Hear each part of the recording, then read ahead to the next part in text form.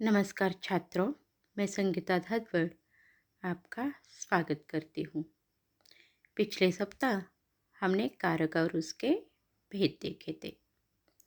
आज हम हिंदी व्याकरण का ही घटक देखने जा रहे शब्दों के भेद। उसमें से सर्वनाम ये यहाँ पर हम देखने जा रहे हैं। सर्वनाम किसे कहते हैं, सर्वनाम के भेद कौन कौन से, इसके बारे में यहाँ पर जानकारी लेंगे। सबसे पहले हम सर्वनाम किसे कहते हैं उसकी परिभाषा देखेंगे। वाक्य में जिस शब्द का प्रयोग किसी संज्ञा के बदले होता है उसे सर्वनाम कहते हैं। तो इसके उदाहरण हम देखेंगे। सबसे पहले नीचे दिए हुए वाक्य पढ़िए। कोलंबस बड़ा साहसी था। वह एक कुशल नाविक था। गणेश शंकर जी ने कहा, खर्च का प्रबंध मैं कर दूंगा। देखो अब ऊपर के वाक्यों में वह शब्द संज्ञा कोलंबस के नाम के बदले आया है। इसी तरह मैं शब्द संज्ञा गणेश शंकर जी के नाम के बदले आया है, इसलिए वह और मैं सर्वनाम है। कोलंबस ये नाम है, लेकिन बार बार हम तो नाम नहीं ले सकते, इसलिए देखो क्या किया है कि कोलंबस बड़ा साहसी था। वह एक कुशल नाविक था। मतलब यहाँ पर हमने कोलंबस का नाम वापस नहीं लिया, बल्कि इसके बदले हमने वह इस शब्द का इस्तेमाल किया है।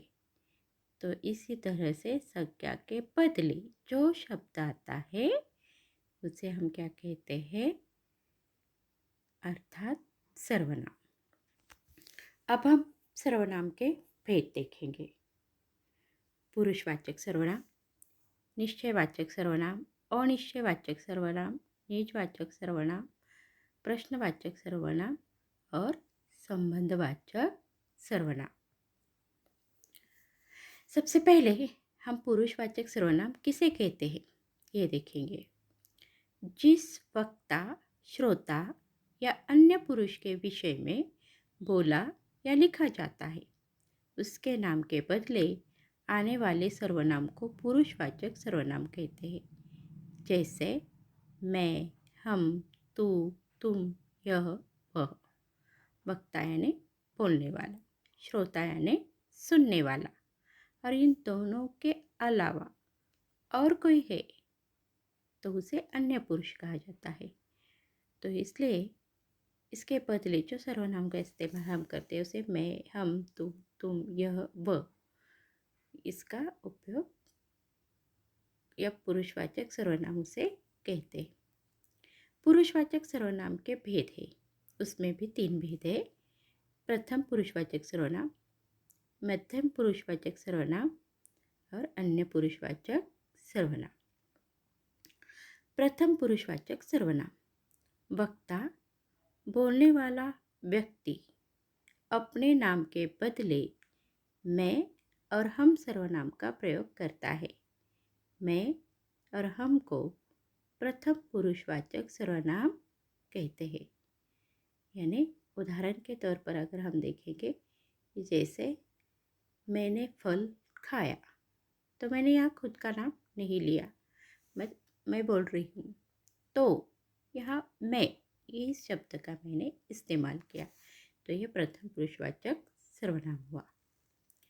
मध्यम पुरुषवाचक सर्वनाम, श्रोता, सुनने वाले व्यक्ति के नाम के बदले वक्ता तू, तुम या आप सर्वनाम का प्रयोग करता है। तुम और आपको मध्यम पुरुषवाचक सर्वनाम कहते हैं।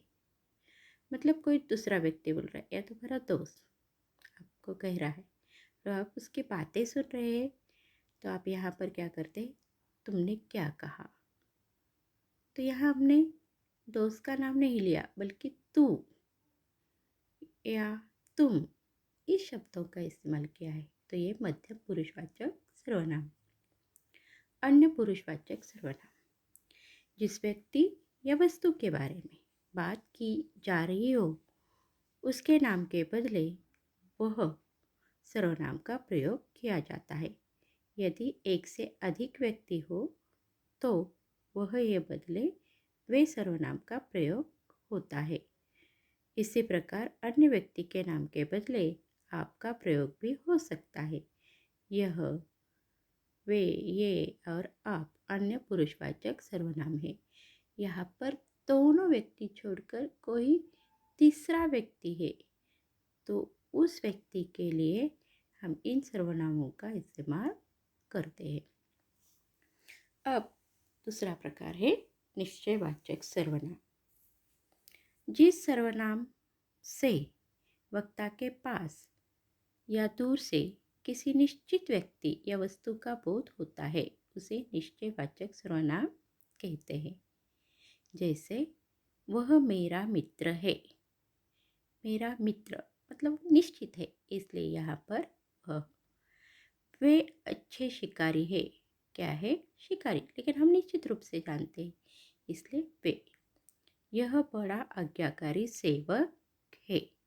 तो यहाँ पर वह, वे, यह, ये निश्चित व्यक्ति या वस्तु का बोध यहाँ पर कराया गया, इसलिए ये सब निश्चयवाचक सर्वनाम है। तीसरा है अनिश्चित सर्वनाम। जिस सर्वनाम से किसी निश्चित व्यक्ति या वस्तु का बोध न हो उसे अनिश्चयवाचक सर्वनाम कहते हैं। जैसे कोई तुम्हें बुला रहा है। यहाँ पर देखो, कोई मतलब निश्चित हम नहीं जानते वे व्यक्ति है, वस्तु है, पर क्या है, तो यहाँ पर कोई, इसलिए ये अनिश्चयवाचक सर्वनाम है। आपको देने के लिए मेरे पास कुछ नहीं है। कुछ क्या है? कुछ किसी का भी बोध यहाँ पर नहीं होता, इसलिए इन दोनों वाक्यों में कोई और कुछ ये अनिश्चयवाचक सर्वनाम है। चौथा है निजवाचक सर्वनाम। जो सर्वनाम कर्ता के साथ अपनापन बताने के लिए आता है उसे निजवाचक सर्वनाम कहते हैं। जैसे मैं खुद उनसे मिलूँगा। मैं ये सर्वनाम है, लेकिन खुद भी क्या है? तो यहाँ पर अपनापन बताने के लिए मैं करता है और उसके साथ खुद ये सर्वनाम आया है, तो ये निजवाचक सर्वनाम है। अपनापन जब बताया जाता है तब। इस काम को तुम अपने आप कर सकते हो। अपने ये करता है और इसके साथ आप ये क्या है? सर्वनाम आया है, अपनेपन बताने की कोशिश कर रहा है, तो अपने आप। तीसरा है वह स्वयं। वह स्वयं यहाँ आएगा। यहाँ पर स्वयं भी क्या है? निजवाचक सर्वनाम। पांचवा है संबंधवाचक सर्वनाम।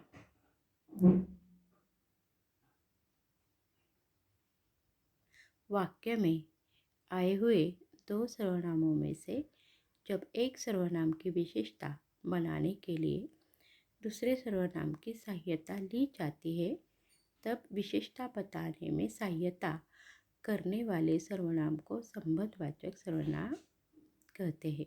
जैसे हृदय वही है जो उदार हो।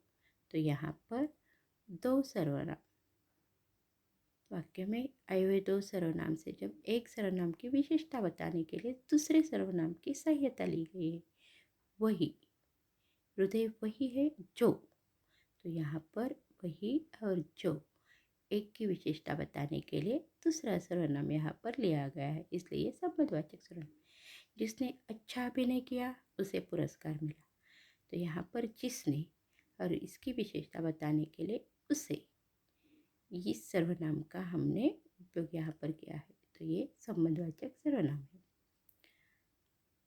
6 है प्रश्नवाचक सर्वनाम। जिस सर्वनाम से किसी के बारे में प्रश्न पूछा जाए उसे प्रश्नवाचक सर्वनाम कहते हैं। जैसे यह पत्र किसने लिखा है? किसने, तो हमने क्या किया? सवाल पूछा। तो किसने ये प्रश्नवाचक सर्वनाम है। दूसरा है इस थैली में क्या है, क्या, तो किसने और क्या, ये दोनों ही प्रश्नवाचक सर्वनाम है।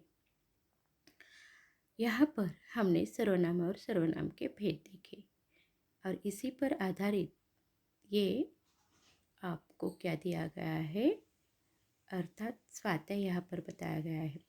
निम्नलिखित वाक्यों में से रेखांकित सर्वनाम शब्दों के भेद बताइए। एक, वह बड़ी भयभीत थी, वह, उनके पास कई दुकानें हैं। तीसरा है आपको किससे मिलना है, और चौथा मैं खाना खा रहा हूँ। तो यहाँ पर आपको इनके भेद बताने हैं। तो ये सब सर्वनाम और उसके भेद, उसकी परिभाषा है और ये स्वाध्याय आपने कापी में अच्छी तरह से लिखे। धन्यवाद।